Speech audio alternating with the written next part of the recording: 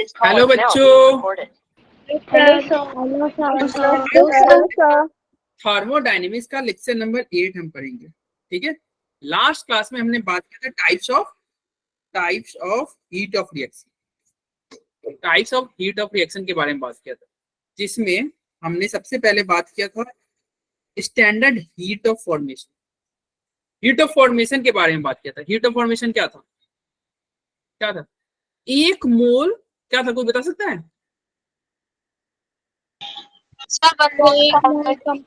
यहाँ पे जो है standard heat of formation.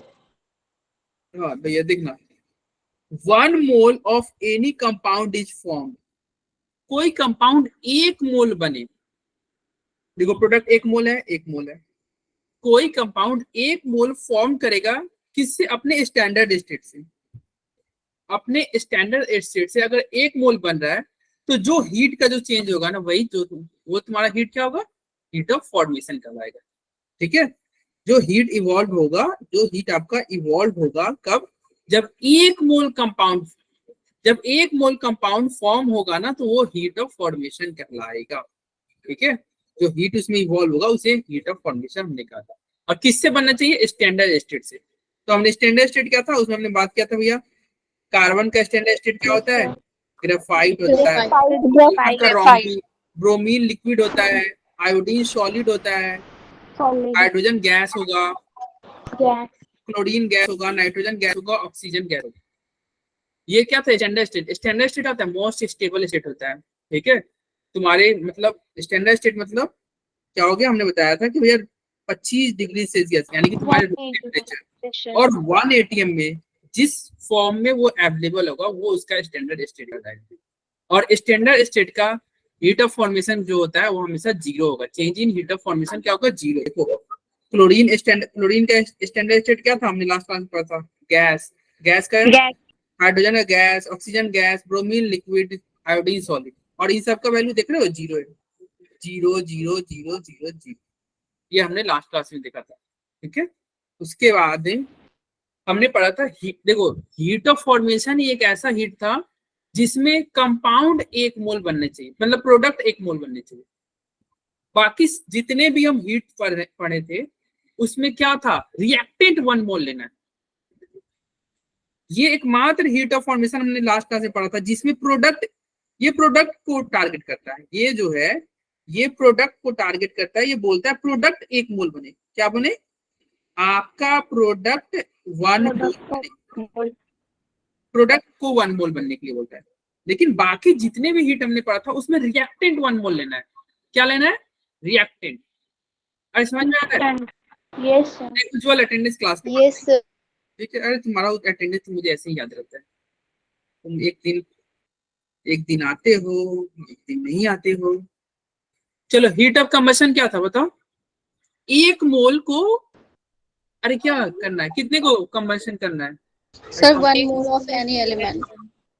1 mole को आप बर्न करोगे ना तो क्या कहलाएगा? जो हीट इवॉल्व होगा। अच्छा, कंबशन में हीट इवॉल्व होता है ना, हीट निकलता है ना। Yes sir. Heat evolve, heat निकलेगा कब? जब आप जलाओगे। क्या करोगे? जलाओगे। इसको 1 मोल, कोई भी सब्सटेंस को 1 मोल को अगर तुम बर्न करोगे तो जो हीट निकलेगा ना उस हीट को कहोगे हीट ऑफ कंबशन। क्या होगा? हीट। और ये हमेशा देखो हीट निकल रहा है तो डेल्टा एच क्या होगा? इसका हमेशा निगेटिव होगा। ये हमने लास्ट में पढ़ा था। देखो 1 मोल को बर्न किया गया है, देखो कार्बन कितना मोल है? 1 मोल 1 मोल। ये ऑक्सीजन तुम सोच रहे हो सर ऑक्सीजन तो 2 मोल है। नहीं, 2 मोल। ये तो एक्सेस है ना। एक्चुअली बॉन्डिंग जो होता है ऑक्सीजन के पेजेस में होता है, तो इसको कंसीडर नहीं करना है, इसको कंसीडर नहीं करना है। इसको देखो, ये 1 मोल है, 1 मोल है। चलो ठीक है, 1 मोल को हम जला रहे हैं, जो हीट निकलेगा उसे हीट ऑफ कंबशन पे, इसको हमने पढ़ा था।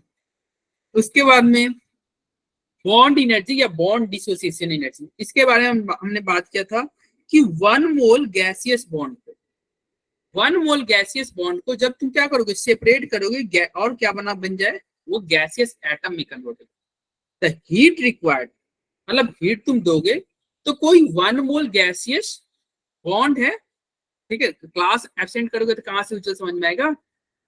ये सब लास्ट क्लास में हमने पढ़ा था भाई, ये लास्ट क्लास में हमने पढ़ा था, उसको हम रिवाइज कर रहे हैं, समझे? अरे आसान तो है यार, ये हीट का नामकरण कर रहे थे, हीट के नामकरण, जैसे types of heat of reaction है, ठीक है। इसमें बस थ्योरेटिकल पार्ट है, ज्यादा कुछ है नहीं। लास्ट क्लास के लेक्चर की वीडियो थोड़ा देख लेना।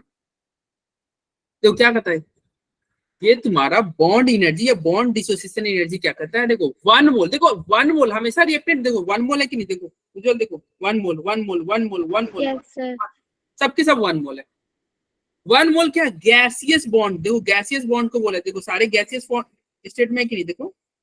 Yes, sir. Yes, sir. और 1 मोल sir. गैसियस बॉन्ड को ब्रेक कर रहे हैं, देखो ब्रेक कर दिया कि नहीं, देखो हाइड्रोजन का ये बॉन्ड, देखो सब में बॉन्ड टूट जा रहा होगा, बॉन्ड टूट गया, बॉन्ड टूट गया, सबका बॉन्ड टूट गया, देख रहे हो। Yes, sir. Yes, sir.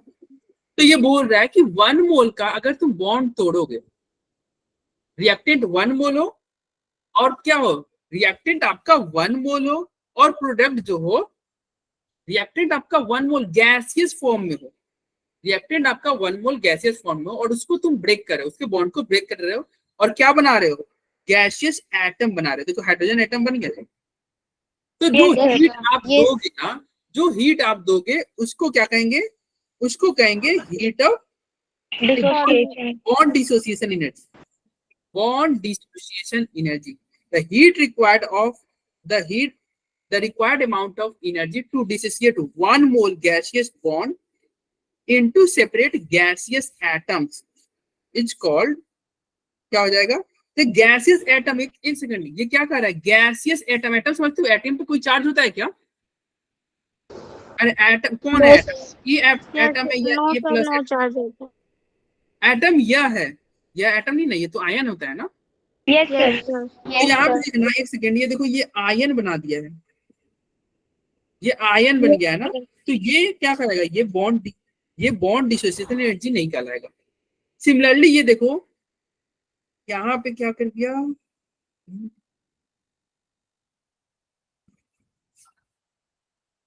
ठीक है, तो क्या कर रहा है, required amount of energy to dissociate 1 mole gaseous bond into separate gaseous atom. Gaseous bond को गैसियस एटम में अगर तुम कन्वर्ट करोगे ना, तो क्या कहलाएगा, क्या कहलाएगा, Bond dissociation energy.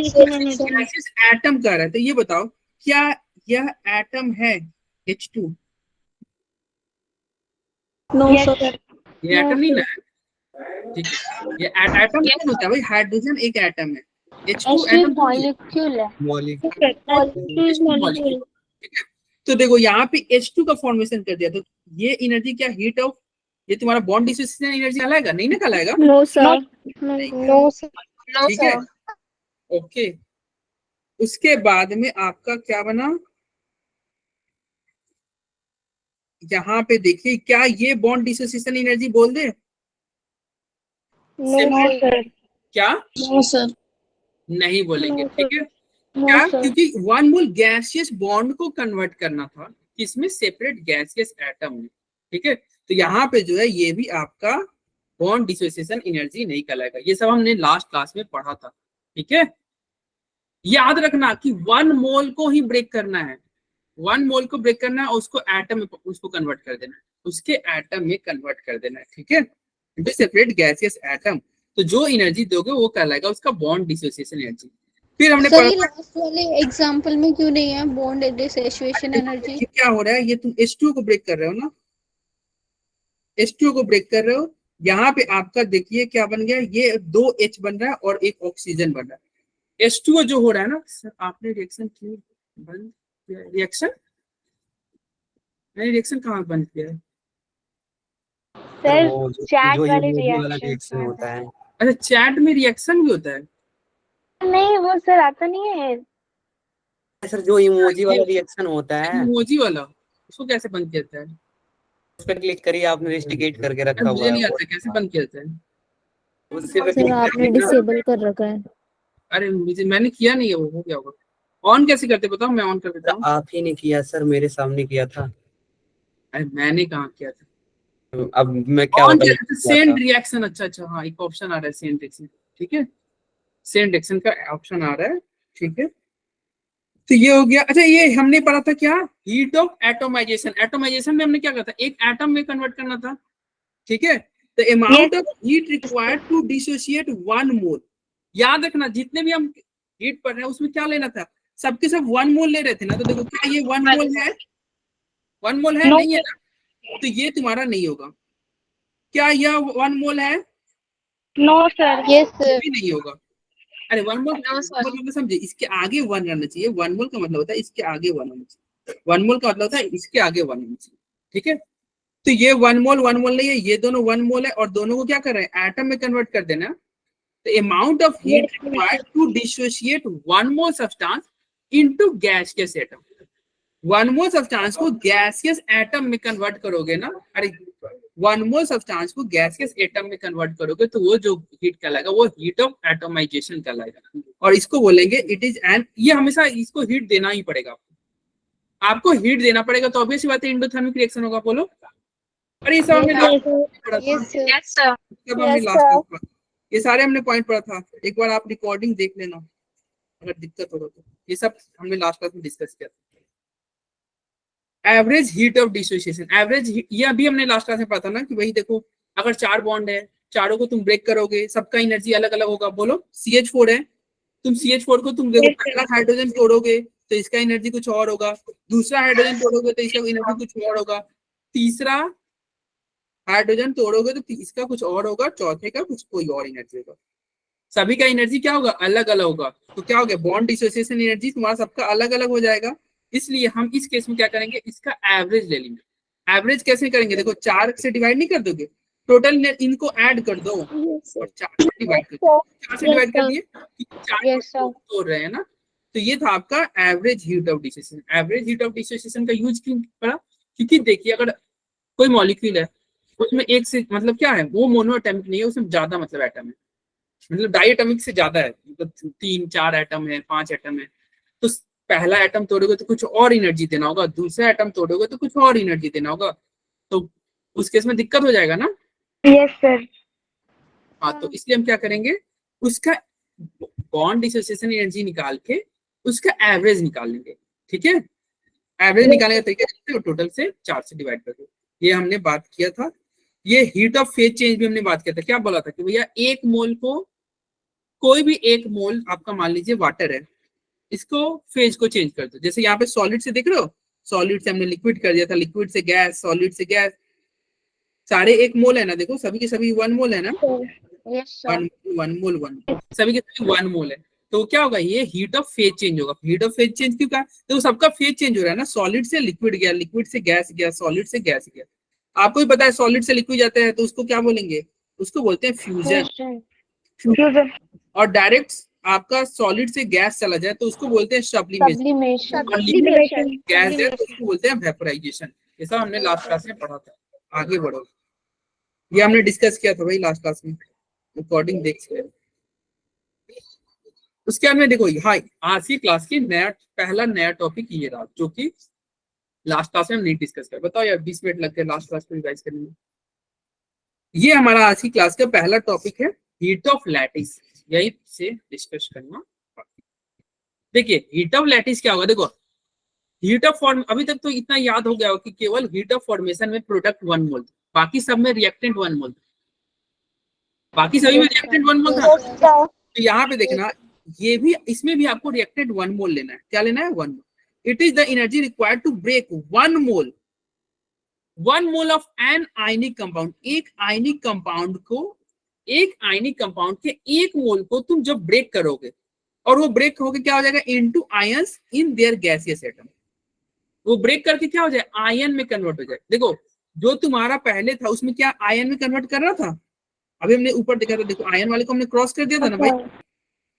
अरे जहाँ पे यस सर। देखो ये आयन में कन्वर्ट हो रहा था, कहाँ पे ये आयन में कन्वर्ट किया था, तो हमने इसको क्रॉस कर दिया था।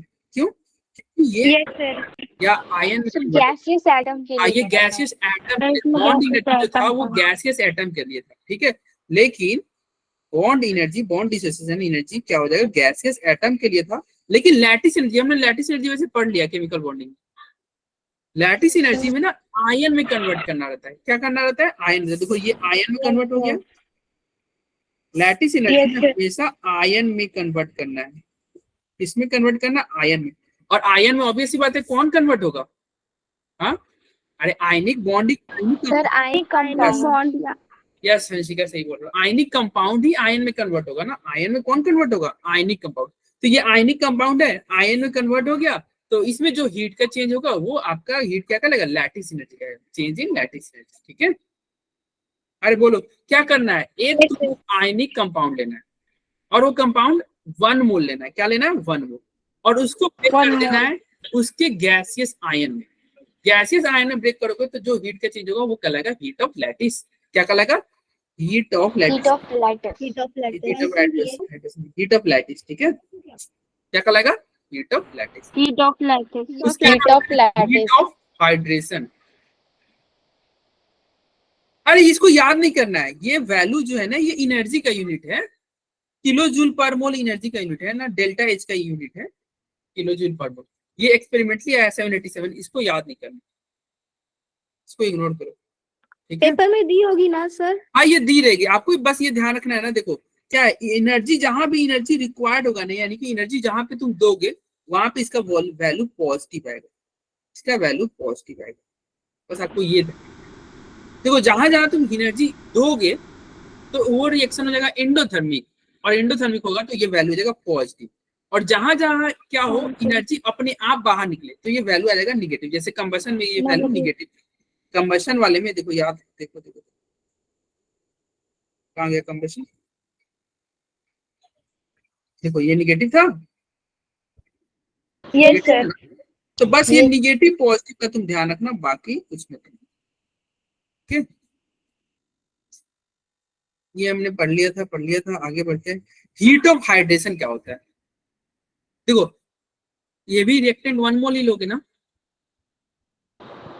यस अरे सर, यस पता चल गया हो कि सब में रिएक्टेंट 1 मोल लेना है, रिएक्टेंट 1 मोल कर दिया, 1 मोल 1 मोल 1 मोल। ठीक है, तो क्या कहता है? Amount of heat evolve. जब बता हीट इवॉल्व कर दिया यानी कि ये डेल्टा एच निगेटिव होगा, नेगेटिव। Yes sir. निगेटिव हुआ यानी कि कौन सा? अरे हीट इवॉल्व का मतलब ही होता है ये एक्सोथर्मिक रिएक्शन में। क्या हो गया? एक्सोथर्मिक। और ये बहुत इंपॉर्टेंट है भाई, बहुत ज्यादा इंपॉर्टेंट है ये वाला पॉइंट कि हाइड्रेशन, जो हाइड्रेशन रिएक्शन होगा वो क्या होगा? एक्सोथर्मिक। ये देखो ये जो लिखा हुआ है ना, इसको चाहो तुम डायरी में लिख भी सकते हो, क्या कि हीट ऑफ हाइड्रेशन हमेशा क्या होगा? एक्सोथर्मिक होगा। क्या होगा? एक्सोथर्मिक होगा। हीट ऑफ हाइड्रेशन जो होगा हमेशा एक्सोथर्मिक होगा। चलिए इधर देखना क्या होता है heat of hydration. Amount of heat evolve, evolve मतलब निकला, जो हीट निकलेगा कब? जब 1 mole of anhydrous salt, anhydrous salt समझे मतलब जिसमें कोई पानी ना हो। Yes sir. 1 मोल एनहाइड्रस साल्ट को तुम क्या करो? तुम एक fixed number of water molecule उसमें ऐड कर दो। Amount of heat evolve when 1 mole of anhydrous salt combine, इसी को हमने बोला ऐड कर दो, with fixed number of water molecule to convert into a specific hydrated crystal। तो वो जो हीट होगा ना वो क्या कहलाएगा? वो हीट ऑफ हाइड्रेशन कहलाएगा। क्या कहलाएगा भाई? Heat of. देखो बहुत सारे types of heat of reaction पढ़ रहे हैं, तो हीट ऑफ हाइड्रेशन क्या कहलाएगा कि 1 मोल एनहाइड्रस साल्ट, एनहाइड्रस साल्ट वो बोलते हैं ना जिसमें कोई पानी ना हो। देखो ये तुम्हारा एनहाइड्रस है, क्या इसमें CuSO4 में कोई वाटर मॉलिक्यूल है? नहीं है। No sir. लेकिन यहाँ पे देखो 5 मोल वाटर जुड़ गया, यहाँ पे 7, यहाँ पे देखो 6 वाटर जुड़ गया, तो ये सब वाटर जुड़ रहा है, इसका मतलब क्या हो गया? ये हाइड्रेटेड साल्ट हो गया। क्या हो गया? हाइड्रेटेड साल्ट हो गया। तो देखो हीट ऑफ हाइड्रेशन क्या कहलाता है कि देखिए 1 मोल अनहाइड्रस साल्ट में तुम क्या कर दो? कोई फिक्स्ड नंबर ऑफ वाटर को ऐड कर दो। देखो एक फिक्स नंबर वाटर को ऐड किया ना, 5 7, कोई एक्सेस थोड़ी लिए हैं, वाटर एक फिक्स अमाउंट। ये तुम पढ़े होगे CuSO4.5H2O, ये तुम पढ़े होगे इसका कलर सब। ठीक है, कॉपर सल्फेट। ठीक है, तो देखो ये क्या हीट ऑफ हाइड्रेशन क्या कहलाता है? देखो यहाँ पे 1 मोल अनहाइड्रस साल्ट को एक फिक्स अमाउंट ऑफ वाटर में ऐड करना है, मतलब ऐसा नहीं करना है कि जितना मन के उतना पानी ऐड कर दो, एक फिक्स अमाउंट में पानी को ऐड करना है। तो वो हीट जो निकलेगा उसको कहेंगे हीट ऑफ हाइड्रेशन। क्या कहेंगे? Heat of hydration. ठीक है, हीट ऑफ हाइड्रेशन। दूसरा जो है आपका हीट ऑफ सॉल्यूशन। देखो हीट ऑफ सॉल्यूशन भी सेम ही रहेगा, बस मतलब इसमें भी पानी को ही ऐड करेंगे, लेकिन क्या करेंगे इसमें पानी एक्सेस ऐड करेंगे। देखो इसमें जो होगा dissolve in excess of water. देखो रिएक्टेंट तो 1 मोल ही लेना है, इतना तो पता चल गया होगा। It is change in enthalpy when 1 mole को एक्सेस वाटर में तुम डिजोल्व कर दो। पिछले वाले में क्या था, 1 मोल को कुछ खास अमाउंट ऑफ वाटर में ऐड कर रहे थे। 1 मोल में क्या था, एक फिक्स अमाउंट वाटर ऐड कर रहे थे ना। Yes, sir. लेकिन Yes, sir. Heat of solution में क्या हो जाएगा, 1 मोल को अमाउंट ऑफ हीट एब्जॉर्ब और evolve when 1 mole of substance is dissolve in क्या हो जाए, Large large volume of solvent. Solvent, मतलब सॉल्वेंट यानी कि पानी बहुत ज्यादा हो जाए, सॉल्वेंट बहुत ज्यादा हो जाए, रिएक्टेंट हमेशा 1 मोल रहे, तो जो हीट तुम दोगे या जो हीट निकलेगा उस हीट को कहेंगे, क्या कहेंगे, heat of Solution. Heat of solution. अब बताओ यहाँ पे CU एक ही मतलब समझते हो, एक ही मतलब होता है Aqueous solid. यस। अब बताओ यहाँ पे CuSO4 सॉलिड था, देखो सब में 1 मोल है, कोई दिक्कत नहीं है, सब में देख रहे हो 1 मोल है ना। Yes, sir. Yes, sir. Reactant में सभी में 1 मोल है, ठीक है। और सब में तुम क्या ऐड कर रहे हो भाई, पानी ऐड कर रहे हो। अरे रुक जाओ, अभी तो मैंने पूरा बताया ही नहीं है, अभी समझ में आ जाएगा। ज्योति रुक जाओ, देखो हीट ऑफ हाइड्रेशन जो था ना, वहां पे क्या कर रहे थे, 1 मोल को में एक fix amount of water add करते हैं। देख रहे हो, इस वर्ड को ध्यान देना, फिक्स नंबर ऑफ लिखा हुआ है, fix number of water. Heat of hydration में 1 मोल में एक फिक्स अमाउंट वाटर ऐड कर रहे थे, लेकिन हीट ऑफ सॉल्यूशन में होता है कि 1 मोल में तुम एक्सेस पानी डाल दो। जैसे 1 मोल चीनी लिए और बहुत सारा पानी डाल दिया, तो वो क्या कहलाएगा, वो पानी मतलब चीनी का शरबत जो बना रहा है वो क्या हो गया, हीट ऑफ सॉल्यूशन। और उसमें जो हीट का चेंज होगा वो क्या कहलाएगा, हीट ऑफ सॉल्यूशन। मतलब बहुत सारा पानी डाल दो यार। देखो यहाँ पे अब तुम देखना, यहाँ पे AQ मतलब समझे, AQ बहुत सारा पानी हो गया। Yes, sir. तो बहुत सारा पानी हो गया तो क्या हो गया, ये हीट ऑफ हाइड्रेशन हो गया। यहाँ पे देखिएगा, नहीं ये हीट ऑफ सॉल्यूशन हो गया, लेकिन यहाँ पे देखना ये fix amount of water add कर रहा है ना। Yes, sir. लेकिन Yes, sir. बताओ फिक्स अमाउंट में वाटर ऐड करते थे तो उसे क्या बोलते थे, सॉल्यूशन या हाइड्रेशन। Hydration. हाइड्रेशन बोलते थे ना। तो देखो यहाँ पे लिखा हुआ है हीट ऑफ हाइड्रेशन, ठीक है। अच्छा बताओ यहाँ पे तो AQ आ गया, AQ मतलब बहुत ज्यादा पानी, Yes, sir. बहुत ज्यादा Solution. पानी, तो सॉल्यूशन। फिर यहाँ पे AQ आ गया, AQ मतलब बहुत ज्यादा पानी, तो solution. Solution. Yes, sir. Hydration और देखो यहाँ पे भी AQ था तो सॉल्यूशन। तो यही था सॉल्यूशन और हाइड्रेशन के अंदर। देखो हीट ऑफ हाइड्रेशन हमेशा एक्सोथर्मिक था, लेकिन हीट ऑफ सॉल्यूशन कुछ भी हो सकता है। देखो हीट ऑफ सॉल्यूशन में भी एंडोथर्मिक और एक्सोथर्मिक, ये दोनों में से कुछ भी हो सकता है, दोनों में से कुछ भी हो सकता है, ठीक है। आ रहा है उज्जवल समझ में, उज्जवल, रानी, जुबेर, आनम, आ रहा है समझ में? Yes, sir. Yes.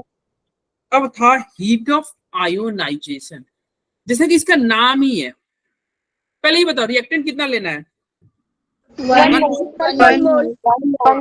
देखो ये मात्र हीट ऑफ फॉर्मेशन था जिसमें प्रोडक्ट 1 मोल ले रहे थे, बाकी सब में रिएक्टेंट 1 मोल। तो 1 मोल रिएक्टेंट ले लिए और इसको क्या किए, कंप्लीटली डिसोसिएट, इसमें को डिसोसिएट करेंगे इसके आयन में। Amount of heat absorb when 1 mole of compound, 1 mole compound को तोड़ देंगे उसके आयन में, ठीक है, उसके आयन में तोड़ देंगे और उसका सॉल्यूशन मतलब सॉल्यूशन के 1 मोल किसी कंपाउंड को, देखो ये कंपाउंड 1 मोल है, ये भी 1 मोल, इसको इसके आयन के फॉर्म में तोड़ा गया, देखो ion plus minus Yes, plus. sir. तो 1 मोल कंपाउंड को अगर उसके आयन में कन्वर्ट कर देंगे, और ये रिएक्शन कहाँ होना चाहिए, पानी में होनी चाहिए, सॉल्यूशन में होना चाहिए। देखो जैसे उधर क्या था, सब गैसियस स्टेट में ले रहे थे ना, इधर देखो aqueous aqueous aqueous. Yes, sir. तो यहाँ पे जो हीट का चेंज होगा ना, इसको कहेंगे heat of ionisation. Ionization. Ionisation मतलब आयन में तोड़ना। आयन में कैसे तोड़ेगा, उसको तुम पानी में डाल दो, अरे नाम है इसको पानी में डालो, आयन। Yes, sir. रिएक्टेंट 1 मोल लेना, रिएक्टेंट हमेशा 1 मोल लेना, ठीक है। अरे समझ आया heat of ionisation. Yes, sir. Yes, चलो ये हीट ऑफ आयोनाइजेशन, उसके बाद में ये हमारा सबसे ज्यादा इंपॉर्टेंट है, जितना भी हीट है ना उसमें देखो सबसे ज्यादा इंपॉर्टेंट है Sir. एक तुम्हारा हीट ऑफ फॉर्मेशन सबसे ज्यादा इंपॉर्टेंट है, फिर हीट ऑफ न्यूट्रलाइजेशन और थर्ड है हीट ऑफ कंबशन। बाकी सबका उतना ज्यादा यूज नहीं है। अब बोलो सर हीट ऑफ आयनाइजेशन और लैटिस एनर्जी एक जैसे ही है ना, मतलब उसमें एक में क्या था, गैस था, एक में क्या था, एक्वस था। ध्यान दो, इधर देखना, ये क्या है, एक्वस। एक्वस सारे मतलब ये था ना कि सॉल्यूशन में होने चाहिए। Yes, sir. लैटिस पहुंचो, लैटिस लैटिस लैटिस। और सुनो एक और चीज ये ध्यान रखना, तुम्हारा जो होता है ना, इनमें पॉसिबल कि एक, मतलब ऐसा जरूरी नहीं कि एक हीट हमेशा एक ही उसका नाम रहेगा, उसका दो नाम हो सकता है। मतलब इनमें पॉसिबल कि वो लैटिस की तरह भी काम कर रहा है, कुछ कुछ और की तरह भी काम कर रहा है। जैसे हमने देखा था ना एटमाइजेशन, और उधर लास्ट क्लास में हमने देखा था क्या था। अरे जैसे मान लो अगर किसी चीज को तुम जला ही रहे हो, एक मोल प्रोडक्ट बन गया और स्टैंडर्ड स्टेट से तुम बना रहे हो, तो उसको हीट ऑफ फॉर्मेशन बोल देंगे। चूंकि जला रहे हो तो उसको हीट ऑफ कंबशन ही बोल दोगे। Yes, sir. Yes, sir. देखो ऐसा होगा कि एक मोल रिएक्टेंट को तुम जलाए, क्योंकि जला रहे हो तो उसको क्या बोलोगे, उसको तो बोलना पड़ेगा भाई हीट ऑफ कंबशन। लेकिन जो प्रोडक्ट बना वो भी एक मोल बन रहा है, तो हीट ऑफ फॉर्मेशन नहीं बोलोगे अगर स्टैंडर्ड स्टेट से बन रहा है। तो जरूरी नहीं है कि एक हीट का एक ही, मतलब एक रिएक्शन का एक ही नाम होगा, एक ही नाम होगा हीट ऑफ, उसका कोई और नाम हो सकता है। लेकिन यहाँ पे देखना, लैटिस वाले में देख रहे हो, ये गैस गैस गैस फॉर्म में बन रहा है ना, और एक सॉलिड को एक गैस फॉर्म में कन्वर्ट कर रहा है। लेकिन यहाँ पे देखो क्या था, कौन सा बोले थे, आयोनाइजेशन में देख रहे हो, एक्वस एक्वस। अंतर समझ में, बहुत बारीक अंतर है। इसलिए लास्ट में देख रहे हो सॉल्यूशन लिखा हुआ है, आया समझ में। Yes, sir. Yes, sir. चलो अब ये हीट ऑफ न्यूट्रलाइजेशन बहुत ज्यादा इंपॉर्टेंट है। अभी तक हम क्या कर रहे थे, वन मोल किसी चीज को क्या कर रहे थे, रिएक्टेंट में वन मोल ले रहे थे। लेकिन यहाँ पे जो है देखो क्या लिखेंगे, यहाँ enthalpy of neutralisation is the heat evolve. अच्छा ये हमेशा इसमें से हीट निकलेगा, यानी कि एक्सोथर्मिक रिएक्शन होगा। Exothermic. अरे न्यूट्रलाइजेशन तुमको पता ही होगा ना क्या होता है भाई, एसिड को बेस में डाल दो। Exothermic. अरे एसिड को बेस में डाल दो, सॉल्ट प्लस वाटर बनता है, उसको क्या बोलते हैं, न्यूट्रलाइजेशन रिएक्शन बोलते हैं। एसिड और बेस क्या कहलाता है, एसिड और बेस रिएक्शन क्या कहलाता है, न्यूट्रलाइजेशन रिएक्शन। तो enthalpy of neutralisation is the heat evolve when 1 gram equivalent, 1 gram equivalent. अभी तक हम रिएक्टेंट क्या ले रहे थे, 1 mole. 1 मोल। 1 mole. यहाँ पे क्या लेना है, यहाँ पे जो रिएक्टेंट होगा यानी कि जो एसिड होगा, जो एसिड होगा और जो बेस होगा उसको लेना है 1 ग्राम, 1 ग्राम इक्विवेलेंट। एसिड और बेस क्या लेना है, 1 gram equivalent. तो क्या होगा प्रोडक्ट में, क्या बनेगा, salt plus Water. Water. Salt plus water बनेगा। क्योंकि सॉल्ट और प्लस वाटर बन रहा है तो क्या होगा, कुछ हीट भी निकलेगा। Yes, sir. हीट भी निकलेगा। ये Yes, तो sir. 10th क्लास में हमने अपने प्रैक्टिकल भी किया होगा, एसिड बेस को हम डालते थे, ये तुमने Yes, किया sir. होगा। एक मेटल को हम डालते हैं एसिड में तो क्या होता है, बहुत ज्यादा कंटेनर गर्म हो जाता होगा, बहुत ज्यादा, मतलब Yes, sir. हाथ वाथ सब जल जाएगा। तो चूंकि ये क्या है, न्यूट्रलाइजेशन एक्सोथर्मिक रिएक्शन होगा। और ये क्या लेना है, reactant 1 gram equivalent. Gram equivalent क्या होता है, किसी को फॉर्मूला याद है, ग्राम इक्विवेलेंट का फॉर्मूला क्या था, मोल इंटू एन फैक्टर, याद है। अरे मोल कंसेप्ट में पढ़े होगे, Yes, sir. ये तो एन फैक्टर, ये मोल कंसेप्ट में पढ़े थे। इसको हम आगे भी पढ़ेंगे, कब पढ़ेंगे, जब हम पढ़ेंगे रिडॉक्स रिएक्शन, तो फिर से इसको पढ़ेंगे। Gram equivalent is equal to mole into n factor होता है, मोल इंटू एन फैक्टर। अरे एन फैक्टर नहीं समझे, जैसे HCl का एन फैक्टर क्या होगा, 1 होगा। Yes, sir. NaOH Yes, sir. का एन फैक्टर क्या होगा, 1 होगा। अरे HCl, कैसे पता चलता है? अरे जो जितना H प्लस देते, HCl कितना है, H प्लस देगा, 1 देगा, तो इसका एन फैक्टर क्या होगा, 1 होगा। तो मोल को 1 से डिवाइड, 1 से मल्टीप्लाई कर दो, वही उसका ग्राम इक्विवेलेंट होगा। या फिर तुम ये नॉर्मालिटी के फॉर्मूला में पढ़ोगे, क्या पढ़ोगे, नॉर्मालिटी का फॉर्मूला क्या था बताओ, किसी को याद है, किसी को याद है नॉर्मालिटी का फॉर्मूला, किसी को नहीं याद है, Hansika, Rani, Rinki, Nandini.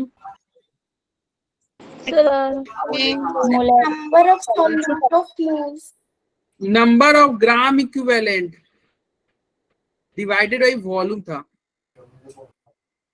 And number of gram equivalent divided by volume, यही था ना फॉर्मूला। सर इसका नॉर्मेलिटी का मोलैलिटी के साथ भी रिलेशन है। हाँ है, ये सब हम मोल का सेट पढ़े थे। देखो नॉर्मालिटी में देखो यहाँ पे भी ग्राम इक्विवेलेंट है ना, तो हम क्या कहेंगे, ग्राम इक्विवेलेंट का फॉर्मूला नॉर्मालिटी इनटू वॉल्यूम कर देंगे। अरे ग्राम इक्विवेलेंट का एक और फॉर्मूला नहीं है, यहाँ से अगर तुम करोगे तो नॉर्मलिटी इनटू वॉल्यूम नहीं हो जाएगा? Yes Yes, sir. sir. तो ये सब तुम पढ़ लियोगे या रिवाइज वाइज थोड़ा कर लिया करो मोल्टरशिप को भी। हो गया। इसके बाद में हीट ऑफ न्यूट्रलाइजेशन क्या था? एक मोल एसिड में एक मोल एक 1 ग्राम इक्विवेलेंट एसिड और 1 ग्राम इक्विवेलेंट बेस को जब तुम रिएक्शन कराओगे तो हीट निकलेगा, और जो हीट निकलेगा उसी हीट को बोलेंगे क्या बोलेंगे? Heat of neutralisation. न्यूट्रलाइजेशन। और ये ध्यान रखना, अगर एसिड स्ट्रांग होगा ना और बेस भी स्ट्रांग होगा तो हीट ऑफ न्यूट्रलाइजेशन फिक्स होता है। ये वैल्यू आपको याद रखना होगा। जैसे आप पूछे थे सर याद करना होगा, हाँ भाई ये वैल्यू याद रखना होगा, क्या? 13.7 किलो कैलोरी, क्योंकि ये फिक्स है। जब कभी भी स्ट्रांग एसिड और स्ट्रांग बेस को तुम रिएक्शन कराओगे तो जो हीट निकलेगा वो कितना निकलेगा? 13.7 किलो कैलोरी। कितना निकलेगा? 13.7 13.7 ग्राम। ठीक है, देखो हीट ऑफ न्यूट्रलाइजेशन देखो क्या है? The heat evolve when 1 gram equivalent of N acid. Acid किससे रिएक्ट करे? 1 ग्राम इक्विवेलेंट किससे? बेस। और इसमें क्या रहना चाहिए? ये डाइल्यूट सॉल्यूशन, मतलब थोड़ा पानी भी होना चाहिए। क्योंकि डायरेक्ट एसिड बेस अगर तुम डायरेक्ट मान लो सोचो थोड़ा ही पानी नहीं दे तो बहुत डेंजरस रिएक्शन नहीं हो जाएगा? Yes sir. कोई भी लैब में करते हैं ना तो डाइल्यूट, हाँ उसमें पानी रहता है, वो एसिड में पानी मिला रहता है। अगर पानी ना रहे ना तो वो एसिड अगर आपके हाथ पे गिर जाएगा तो आपको बहुत ज्यादा डेंजरस हो जाएगा। तो हीट ऑफ न्यूट्रलाइजेशन क्या होगा? 1 gram equivalent acid 1 gram equivalent base को रिएक्शन कराओ तो जो हीट निकलेगा उसी हीट को कह दोगे हीट ऑफ न्यूट्रलाइजेशन। क्या कहोगे? हीट। और ये हमेशा फिक्स है। जैसे देखो यहाँ पे स्ट्रॉन्ग एसिड स्ट्रॉन्ग बेस लिए हो तो सॉल्ट प्लस वाटर बना है। देखो एग्जांपल की तरफ HCl NaOH क्या बना? NaCl वाटर बन गया। ठीक है, क्या बना? वाटर बन गया। वाटर, चलो अरे वाटर भी तुम्हारा ब्रेक हो जाएगा ना, HCl NaOH देखो वाटर भी ब्रेक हो जाएगा। H+OH माइनस मिलके क्या बनता है? वाटर बनता है। तो खैर ये लास्ट वाला पॉइंट आप ये ध्यान रखना, स्ट्रॉन्ग एसिड स्ट्रॉन्ग बेस को 1 ग्राम इक्विवेलेंट मिलाओगे तो हमेशा हीट कितना निकलेगा? स्ट्रॉन्ग एसिड स्ट्रॉन्ग बेस को मिलाओगे तो हमेशा हीट फिक्स होगा, जो कि होगा आपका 13.7 किलो कैलोरी। ये फिक्स रहता है, ये वैल्यू फिक्स रहता है। कब? जब स्ट्रॉन्ग एसिड स्ट्रॉन्ग बेस पे। तो यही लिखा हुआ है, देखो point number 1, when 1 gram equivalent of strong acid and strong base, दोनों स्ट्रॉन्ग ले लोगे तो जो हीट निकलेगा ना वो फिक्स होता है और उसका वैल्यू होता है -13.7 किलो कैलोरी फ्रॉम पर ग्राम। और आपको ही पता है 13.7 किलो कैलोरी को अगर जूल में तुम कन्वर्ट करोगे तो क्या होगा? -57.2 किलो जूल पर ग्राम। ये देखो मैं हर क्लास में ये आपके स्लाइड के पहले पेज में लिखा है, इसको डिलीट नहीं करते हैं क्योंकि ये बहुत इंपॉर्टेंट है, इसको आपको याद रखना होगा। 1 कैलोरी बराबर क्या होता है? 4.1 कैलोरी इज इक्वल टू होता है 4.2 जूल। 1 लीटर एटीएम बराबर क्या होगा? 101.3 जूल। बस ये दो वैल्यू आप याद रखना। और जूल को अर्ग में कन्वर्ट करते हैं तो 10 to power 7 से तो देखो क्या हुआ? 1 कैलोरी बराबर क्या हुआ? 4.2 जूल। ठीक है, वहां पे कितना एनर्जी निकल रहा था? 13.7 कैलोरी था। अगर इसको जूल में कन्वर्ट करोगे तो क्या होगा? 13.7 क्या हो जाएगा? ये जूल में आ जाएगा ना? लगभग मल्टीप्लाई करोगे तो क्या होगा? 13×52 53 के लगभग में आएगा, कुछ आएगा ना। 13 को 4 से मल्टीप्लाई करोगे तो ऑब्वियस बात है 52 होगा। 0.7 है तो थोड़ा और बढ़ेगा तो क्या हो जाएगा? 53 हो जाएगा। मल्टीप्लाई कर लेना। तो वही यहाँ पे लिखा हुआ था।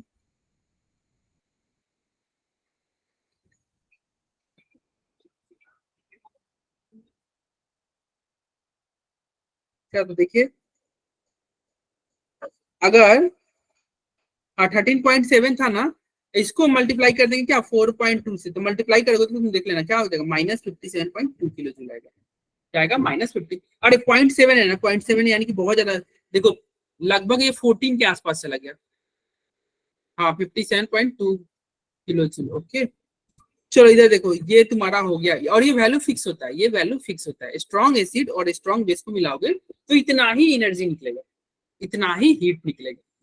अब देखना फॉर एग्जांपल यहाँ पे तुम ये ध्यान देना क्या कि HCl 1 इक्विवेलेंट लिए हो, यानी कि 1 ग्राम इक्विवेलेंट लिए, और NaOH 1 ग्राम इक्विवेलेंट, तो बताओ एनर्जी कितना निकलेगा?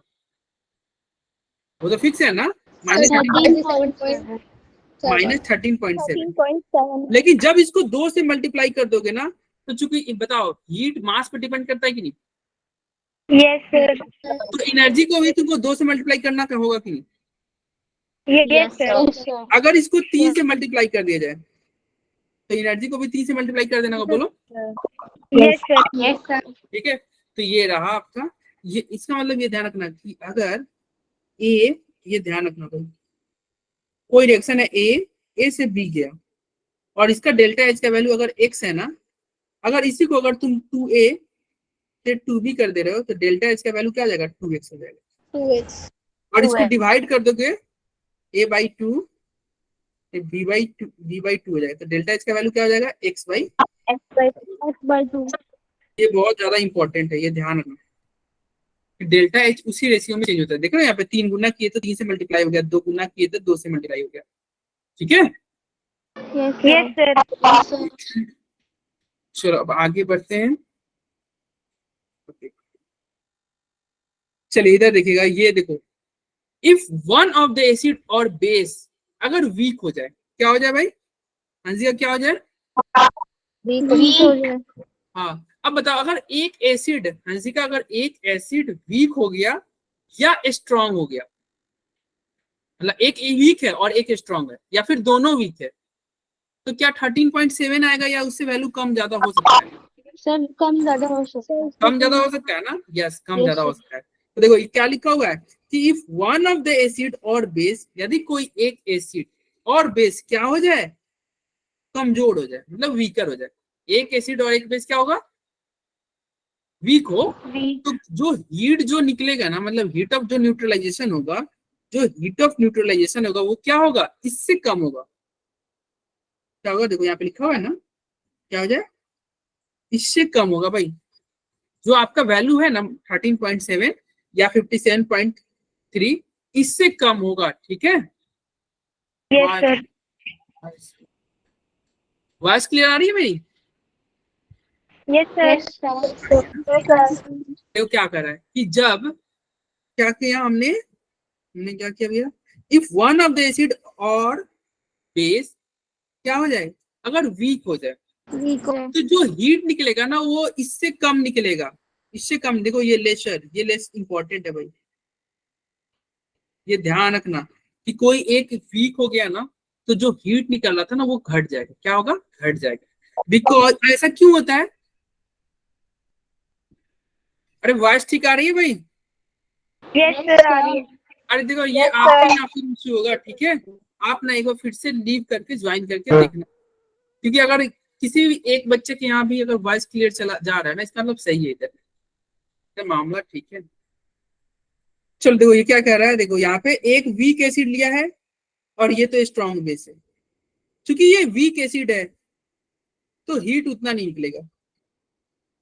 देखो -13.7 से कम आ गया ना? Yes sir. और ऐसा क्यों? तो इसका कारण देखो, because some part of heat release in neutralisation is absorb to dissociate the weak electrolyte. देखो हीट निकलता क्यों है? हीट इसलिए निकलता है क्योंकि देखिए ये जो HCl था ना, इधर देखिएगा, ये टूटता है। देखो HCl देख रहे हो, प्रोडक्ट में देखना टूट रहा होगा। Na+, देखो पहले तो H+ टूट रहा होगा, फिर Cl- टूट रहा होगा, Na+, OH-, और ये सब टूट के कुछ और तब ये जाके प्रोडक्ट बना। मतलब ये ब्रेक में तो होते हैं ना। तो जो वीक इलेक्ट्रोलाइट होता है उसको तोड़ने के लिए ज्यादा हीट चाहिए होगा, इसलिए उसको एनर्जी वो चाहिए। एब्जॉर्ब कर लेगा ना, इसलिए कम निकलेगा। देखो ये जो स्ट्रॉन्ग एसिड होता है ना वो अपने आप टूट जाता है। ठीक है, जो स्ट्रॉन्ग होता है ना वो अपने आप ब्रेक हो जाएगा, लेकिन जो वीक होगा ना वो अपने आप टूटेगा नहीं। क्योंकि ये अपने आप टूटेगा नहीं तो आपको थोड़ा एनर्जी देना होगा, तो वो एनर्जी कहाँ से मिलने लेगा? वो जो न्यूट्रलाइजेशन वाला जो एनर्जी निकल रहा था ना, उससे वो एनर्जी थोड़ा सा कंज्यूम कर लिया तोड़ने के लिए, अपने वीक बॉन्ड को तोड़ने के लिए वो एनर्जी क्या हो गया, कंज्यूम कर लिया। तो इसलिए उसका वैल्यू क्या हो गया, थोड़ा सा कम कम हो क्या हो गया, थोड़ा सा कम। कब, जब कोई एक एसिड या कोई एक बेस वीक हो जाए तो वैल्यू हमेशा कम हो जाएगा। लेकिन एक्सेप्शन के तौर पे दिया हुआ है HF। HF जो होता है एक्सेप्शन होता है। देखो इसका एनर्जी बहुत ज्यादा हो जा रहा है। HF जो होता है, ठीक है सुहानी, मैं आपके अटेंडेंस कर दूंगा, ओके। HF का जो होता है एनर्जी बहुत ज्यादा होता है। अब तुम सोच रहे हो सर ये HF तो वीक एसिड होता है। HF जो होता है आपका एक क्या है, वीक एसिड है। तो वीक एसिड का तो वैल्यू कम होना चाहिए था, क्योंकि कुछ यस सर। एसिड का क्या होता है भाई, ये HF को तोड़ने के लिए कुछ एनर्जी वो कंज्यूम कर लेगा। ये HF अपने आप से नहीं जुड़ेगा, तो एनर्जी तो कुछ कंज्यूम कर रहा होगा। तो एक्चुअली ठीक है, हाँ भाई वो बात सही है, एनर्जी ये कुछ कंज्यूम कर रहा होगा जिस अपने को आपको तोड़ने के लिए। लेकिन साथ ही साथ ये रिएक्शन देख रहे हो एक्वस में हो रहा है ना। Yes sir. एक्वस में एक होता है, जब भी एक्वस होगा ना तो देखो ये तुम्हारा F- है। एक्वस में F- बनेगा, क्योंकि F- का साइज क्या होता है, छोटा। अरे F का साइज बहुत छोटा है ना। Yes sir. Yes sir. तो F का साइज छोटा है, तो जिसकी वजह से क्या होगा, इसमें बहुत अच्छा हाइड्रेशन होगा, मतलब पानी के मॉलिक्यूल इससे आकर बहुत अच्छे से चिपकेंगे। और हमने आज की क्लास में पता कि हीट ऑफ हाइड्रेशन क्या होता है, हमेशा एक्सोथर्मिक होता है। एक्सोथर्मिक। एक्सोथर्मिक होता है। तो यहाँ पे हाइड्रेशन होगा, देखो बिकॉज लिखा हुआ है, because of the hydration of F-। Yes sir. F का साइज देखो बहुत छोटा है, तो इसमें हाइड्रेशन बहुत अच्छे से हो जाएगा। क्योंकि हाइड्रेशन एक्सोथर्मिक रिएक्शन होता है, हाइड्रेशन क्या होता है, एक्सोथर्मिक होता है। तो ये अपना एनर्जी भी कुछ इसमें ऐड करा देगा। देखो न्यूट्रलाइजेशन से एनर्जी ऐड हुआ और हाइड्रेशन से एनर्जी ऐड हुआ, तो दोनों से एनर्जी ऐड हुआ तो वैल्यू बढ़ नहीं जाएगा। Yes sir. ये आपके मतलब स्कूल एग्जाम में अगर कहीं बहुत टीचर आपके टफ क्वेश्चन मतलब सेट करने की सोचे कि हाँ भाई स्कूल एग्जाम में टफ थोड़ा मुश्किल क्वेश्चन करते हैं, तो वो इस एक्सेप्शन को उठा सकते हैं और पूछ सकते हैं कि बता भाई HF का हीट ऑफ न्यूट्रलाइजेशन ज्यादा क्यों होता है, क्यों ज्यादा होता है। क्योंकि ये तो, और कारण मतलब ऐसे रहेगा, why heat of neutralisation of HF is greater than -13.7 since क्या है, ये HF क्या है, एक वीक एसिड है। एक वीक Weak एसिड acid। होते हुए भी इसका हीट ऑफ हाइड्रेशन मतलब हीट ऑफ न्यूट्रलाइजेशन क्यों ज्यादा है। तो हम लिखेंगे क्या कि ये देखिए भैया इसमें हीट ऑफ हाइड्रेशन जो है, और ये मतलब हीट ऑफ हाइड्रेशन निकलेगा और वो ज्यादा निकलेगा जितना वो कंज्यूम कर रहा होगा ना। जैसे मान लो ये बॉन्ड तोड़ने में मान लो ये 2 कंज्यूम किया, और मान लो तुमको 2 रुपए मार्केट में खर्च किया, लेकिन तुम्हारे अंकल तुमको 10 रुपए दे दिए, तो तुमको ओवरऑल तो प्रॉफिट हुआ ना। Yes sir. जैसे तुम्हारे अंकल कुछ बोले कि जाओ ये काम करके आओ, ठीक है, तुम उनका काम कर दिए, और उस वर्क करने के दौरान मान लो तुमको 4-5 रुपए तुम्हारे खर्च हो गए, तो अंकल तुमको 10 रुपए दे दिए। कैटलिस्ट हो गया, क्या कैटलिस्ट की तरह हो गया, इसमें एक्स्ट्रा एनर्जी निकल गई। तो आपकी आवाज नहीं आई क्लियर, आप थोड़ा जोर से बोलिए। सर ये कैटलिस्ट की तरह हो गया ना फिर, जिसमें जैसे एक्स्ट्रा एनर्जी निकलती है। कैटलिस्ट की तरह, चलो इधर देखो, ये समझ में आया, इसका वैल्यू ज्यादा क्यों हो गया। देखो ये 2 रुपए खर्च कर रहा है, 10 रुपए मिल जा रहा है। 10 रुपए क्यों मिल गया, क्योंकि जैसे ही ये F- बना ना, F- होता है बहुत छोटा, छोटा होता है, इसमें हाइड्रेशन बहुत अच्छे से होगा, बहुत अच्छे से होगा हाइड्रेशन। तो हाइड्रेशन क्या होता है, एक्सोथर्मिक रिएक्शन होता है। तो ठीक है खर्च किया, थोड़ा सा खर्च किया, लेकिन इसमें हाइड्रेशन बहुत ज्यादा होगा। हाइड्रेशन मतलब पानी जुड़ना, अभी पढ़े थे ना, पानी के स्पेसिफिक अमाउंट जुड़ना, ठीक है। और हाइड्रेशन क्या होता है, हमेशा एक्सोथर्मिक होता है, तो हीट इसमें ज्यादा निकलेगा, डेल्टा H इसका क्या होगा, ज्यादा होगा, ठीक है। Yes sir. अब आता है आपका हीट ऑफ हाइड्रोजिनेशन। कितने हीट है भाई, चलो ये लास्ट ही है भाई, तब इतने सारे हीट थे, अब मैं भी सोचूंगा भाई कितने हीट है, खत्म नहीं हो रहे। चलो ये लास्ट हीट है, हीट ऑफ हाइड्रोजिनेशन। देखो हीट ऑफ हाइड्रोजिनेशन क्या करना है, the heat evolve during the complete hydrogenation. देखो कितना मोल लोगे, 1 मोल की 10 मोल, 1 मोल। 1 मोल। 1 मोल अनसैचुरेटेड ऑर्गेनिक कंपाउंड। ये देखना, ये ऑर्गेनिक केमिस्ट्री में तुम रिएक्शन पढ़ोगे। उज्जवल आवाज आ रही है, 1 मोल।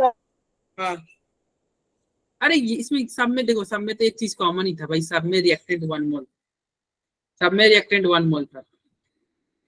बाकी थोड़े बहुत उसके नाम से ही पता चल जा रहा था के नाम, जैसे फेज चेंज क्या होगा, अरे फेज ट्रांसफर होगा, वेपराइजेशन क्या होगा, अरे वेपर में कन्वर्ट हो रहा होगा, उसके नाम से पता चले। सब्लिमेशन, हीट ऑफ सब्लिमेशन क्या होगा, अरे सॉलिड डायरेक्ट गैस में कन्वर्ट हो जाना होगा, सॉलिड उसका नाम ही उसको बता देगा। Bond sir dissociation heat of formation में प्रोडक्ट 1 मोल था ना? नहीं, केवल फॉर्मेशन है प्रोडक्ट 1 मोल था, बाकी सब में रिएक्टेंट 1। Yes sir. कंबशन में नाम से ही पता चला बर्न कर रहे होंगे 1 मोल को, तो नाम से ही पता यस चला। सर। देखो हीट ऑफ हाइड्रोजिनेशन, हाइड्रोजिनेशन मतलब क्या होता है, हाइड्रोजन को ऐड करना, हाइड्रोजन को ऐड करना, सिंपल। देखो क्या है, 1 mole of unsaturated organic compound. देखो ये तुम्हारा अनसैचुरेटेड कंपाउंड होता है, ये डबल बॉन्ड होता है ना, इसको अनसैचुरेटेड बोलते हैं, ट्रिपल बॉन्ड को अनसैचुरेटेड। ये कार्बन है तो क्या बोलेंगे, organic compound. Double bond triple bond वाले अनसैचुरेटेड ऑर्गेनिक कंपाउंड। तो देखिए एक अनसैचुरेटेड ऑर्गेनिक कंपाउंड ये रहा, ये अनसैचुरेटेड ऑर्गेनिक कंपाउंड है ना, और इसमें हाइड्रोजन को ऐड कर दो। तुम ये पढ़ोगे ये रिएक्शन H2 निकल करके तुम आगे पढ़ोगे, हाइड्रोजन को ऐड करोगे क्या सर, इसमें पैलेडियम और प्लेटिनियम को कैटलिस्ट की तरह यस यस हाँ कैटलिस्ट 10th में पढ़ा था। कब पढ़ा था 10th में। 10th में। भाई साहब याद है 10th वाला। सही, देखो ये हाइड्रोजन ऐड हो गया ना, अब हाइड्रोजन ऐड हुआ होगा तो कुछ ना कुछ क्या होगा, हीट निकला होगा। Yes sir. यस। अभी इसमें कुछ ना कुछ, और ये जो हीट निकलता है ना उसी को बोलते हैं heat of hydrogenation. Heat of hydrogenation क्या होगा, 1 मोल, देखो ये अनसैचुरेटेड कंपाउंड है, ये क्या है, अनसैचुरेटेड ऑर्गेनिक। 1 मोल अनसैचुरेटेड ऑर्गेनिक कंपाउंड को में तुम हाइड्रोजन को ऐड करोगे तो जो हीट निकलेगा उसी हीट को क्या बोलेंगे, हीट ऑफ हाइड्रोजनेशन। तो वही लिखा हुआ था, heat evolve during complete hydrogenation of 1 mole unsaturated organic compound into its saturated compound. और ये ध्यान रखना, ये सैचुरेटेड कंपाउंड में फॉर्म कर रहे हैं, तो ये सैचुरेटेड है ना, साइड डबल बॉन्ड गैप हो गया ना। Yes sir.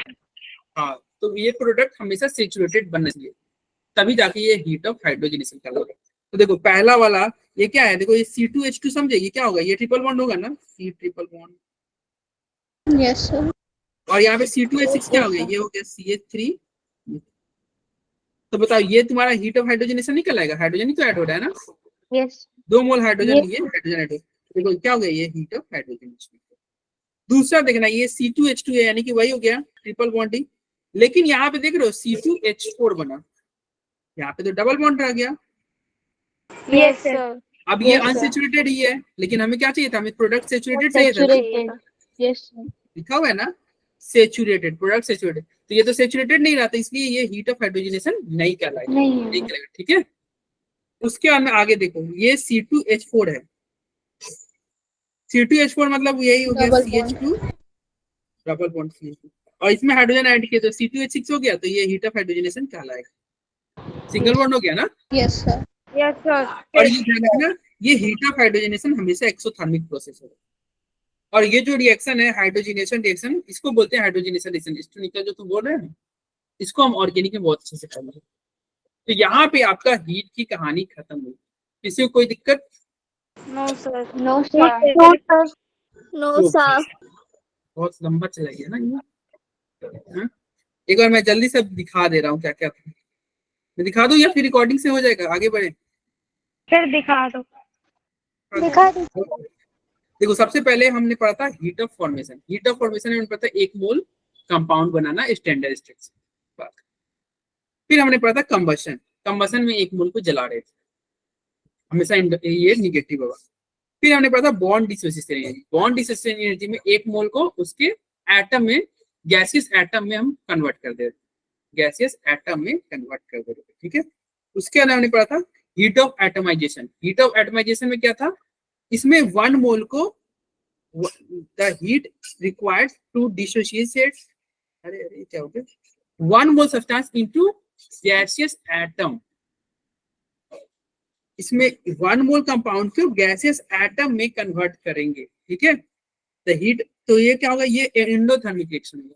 फिर हमने क्या पढ़ा था, अरे एटम में, एटमाइजेशन नाम ही है एटमाइजेशन, एटम में कन्वर्ट करते, यस सर। ठीक है। फिर हमने क्या पढ़ा था हीट ऑफ डिसोसिएशन। डिसोसिएशन मतलब बॉन्ड को तोड़ो, फिर हमने पढ़ा था कि भाई एवरेज हीट ऑफ डिसोसिएशन, इस सबका देखो सारे बॉन्ड तोड़ोगे तो अलग अलग होगा, तो क्या करेंगे उसका एवरेज निकालेंगे।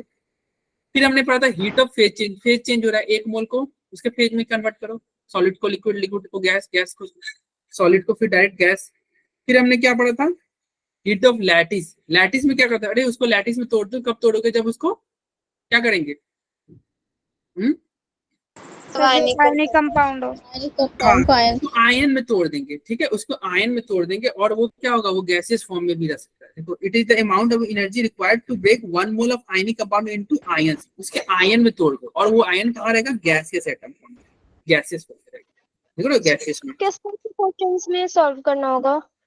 अरे ये क्वेश्चन में आपको देखो ये ना रिएक्शन लिखने में आपको हेल्प करेगा, और बहुत बार ये थ्योरेटिकली पूछ देता है कि हाँ भाई ये कौन 4 रिएक्शन दे देगा, बोले कौन सा रिएक्शन, ये क्या बता रहा है, जैसे हमने यार ये सब क्वेश्चन ही है, सुनो सुनो सुनो, एक सेकंड, जैसे यही तुम्हारे 4 ऑप्शन दिए रहेंगे और देखो ये तुम्हारा देख रहे हो पहला, अरे ये सारे हीट ऑफ हाइड्रेशन ही है ना, मतलब ये पूछ देगा 4 ऑप्शन है, क्या है ये, हीट ऑफ सॉल्यूशन है, हीट ऑफ हाइड्रेशन है, और दे देगा तुमको कुछ और ऑप्शन की हीट ऑफ कंबशन है, तो आपको एक टिक करना होगा ये रिएक्शन देके, ठीक है। या फिर रिएक्शन आपको लिखने में मदद करेगा, जैसे हमने लास्ट क्लास में देखा था हीट ऑफ फॉर्मेशन, हमने देखा था ना, क्या था भाई हीट ऑफ फॉर्मेशन का यूज किया था ना, उसमें स्टैंडर्ड स्टेट ले रहे थे, कार्बन, उसने रिएक्शन नहीं दिया था, याद है ना, कार्बन ग्रेफाइट आपको खुद से मानना था, क्योंकि क्वेश्चन में दे देता है हीट ऑफ फॉर्मेशन, तो कार्बन ग्रेफाइट आपको खुद से लेना होगा, ठीक है। और फिर हमने कहा था कि भाई H2 गैस ही लेना है,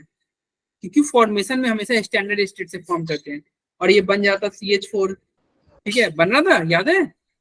यस सर।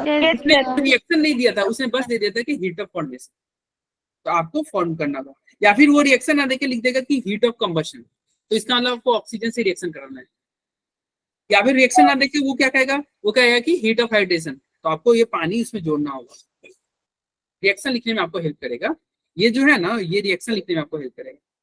तो हाइड्रेशन में हमने क्या पढ़ा था कि स्पेसिफिक अमाउंट ऑफ वाटर को ऐड करना, सर हीट ऑफ हाइड्रेशन भी एक्सोथर्मिक है और हीट ऑफ हाइड्रोजनेशन भी एक्सोथर्मिक है।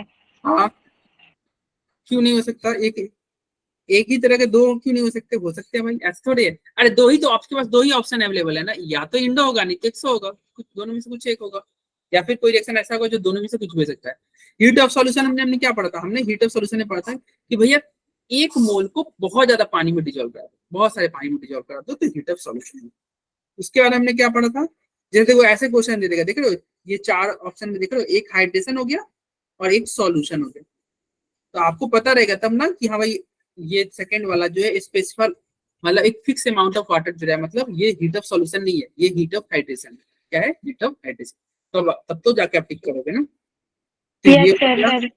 फिर ये हीट ऑफ हाइड्रेशन में क्या होगा, इसको आयन में तोड़ना है, लेकिन ये सॉल्यूशन मतलब पानी इसमें रहने चाहिए, नहीं रहने चाहिए, 1 मोल को उसके आयन में तोड़ दो। उसके बाद में हमने क्या किया था, ये हीट ऑफ न्यूट्रलाइजेशन, न्यूट्रलाइजेशन में क्या था, अरे एसिड और बेस, यहाँ पे देखो ये चेंज हो रहा है, 1 मोल नहीं, रिएक्टेंट 1 ग्राम इक्विवेलेंट है, 1 ग्राम इक्विवेलेंट लेके तुम एसिड और बेस को रिएक्शन करा दो, जो हीट निकलेगा उसको कहते थे हम हीट ऑफ न्यूट्रलाइजेशन। और इसमें हमने बोला था ग्राम इक्विवेलेंट का हमने फॉर्मूला पढ़ा कि भाई mole into n factor gram equivalent होता है, या नॉर्मलिटी इंटू वॉल्यूम होता है, और ये फिक्स होता है, इसका वैल्यू फिक्स होता है। अगर स्ट्रॉन्ग एसिड स्ट्रॉन्ग बेस होगा तो इसका वैल्यू क्या होगा, 13.7 या 57.2 किलो जूल, ठीक है। और ये हमने पढ़ा कि भाई ये देखो देखो एन भी लिखा हुआ है ना, एन भी मतलब क्या हो गया, ग्राम इक्विवेलेंट, हमने पढ़ा था ना। Normality to volume, normality to volume क्या था, ग्राम इक्विवेलेंट। फिर हमने क्या पढ़ा था कि देखिए अगर वीक एसिड रहेगा तो हीट ऑफ न्यूट्रलाइजेशन क्या हो जाएगा, कम हो जाएगा। हमने एक्सेप्शन पढ़ा था HF के बारे में, हमने एक्सेप्शन पढ़ा था। इसके बाद हमने क्या पढ़ा, ये लास्ट हमारा जो हमारा था हीट ऑफ हाइड्रोजनेशन।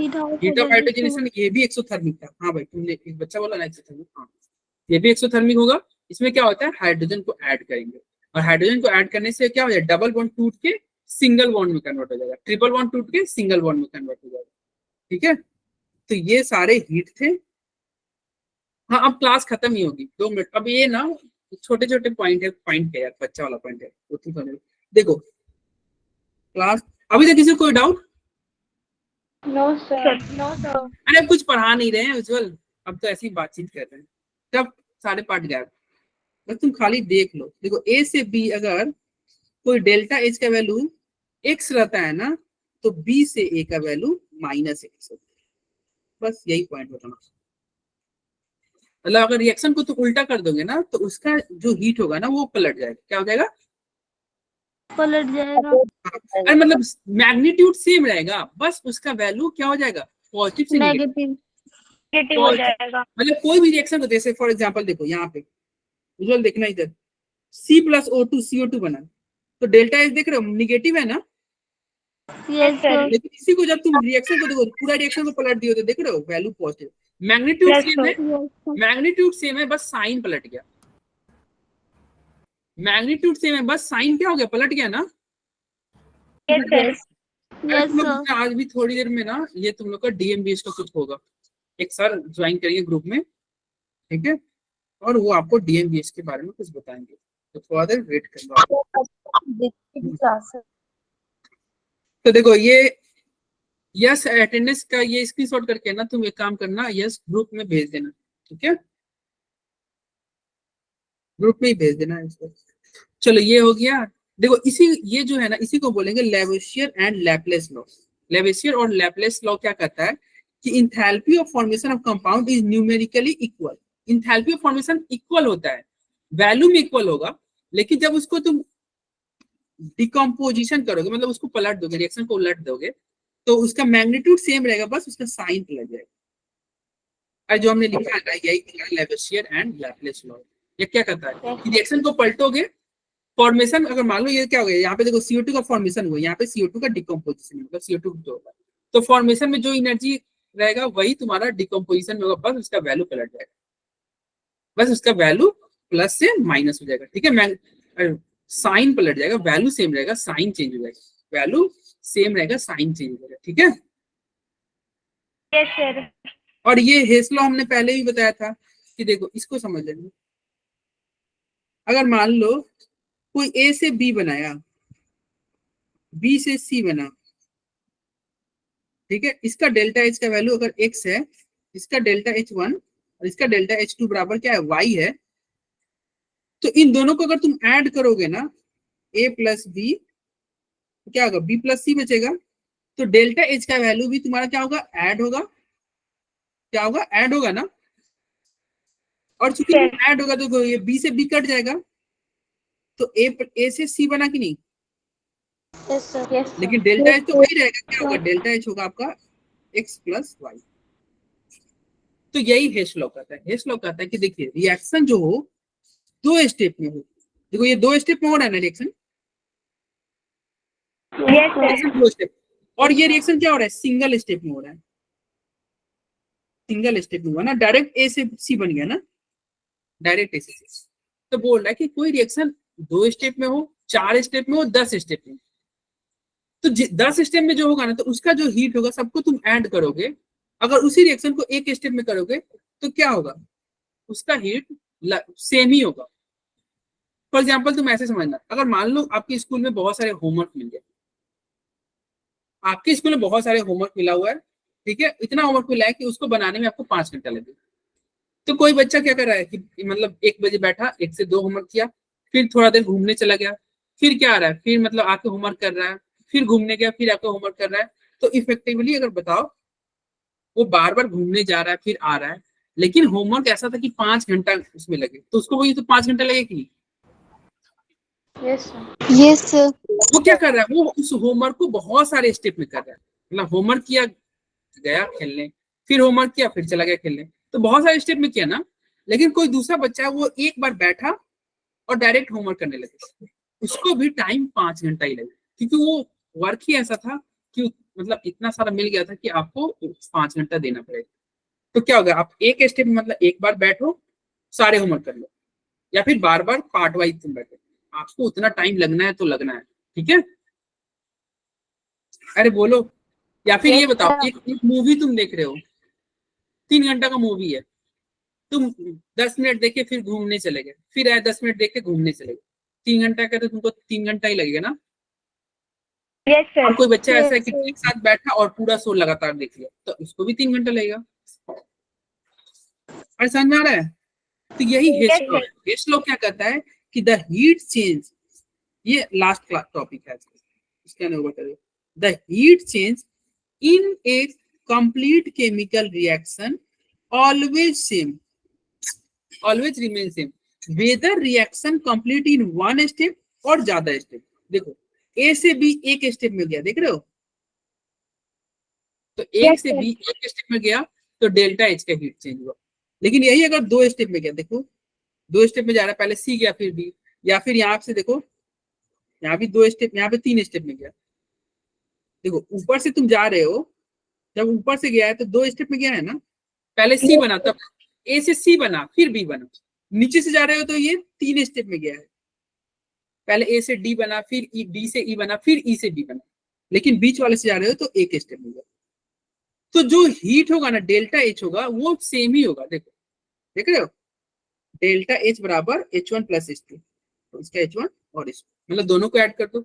या फिर क्या होगा, डेल्टा एच बराबर नीचे से जाओगे तो H3 H4 H5, मतलब हीट का चेंज सेम ही होगा, चाहे तुम रिएक्शन एक स्टेप में करो, दो स्टेप में करो, चार स्टेप में। समझ में आया? Yes, sir. Yes, sir.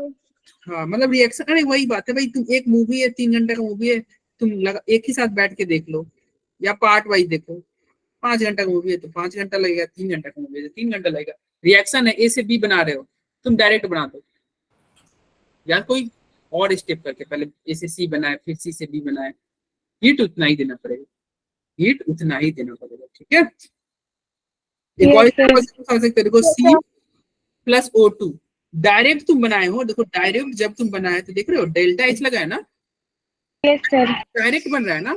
Yes, sir. ठीक है, C प्लस O2 डायरेक्ट ये प्रोडक्ट बना तो क्या हो गया, ये तुम्हारा एक स्टेप में हुआ ना, तो एक स्टेप में हो गया तो ये तुम्हारा क्या हो गया, डेल्टा एच।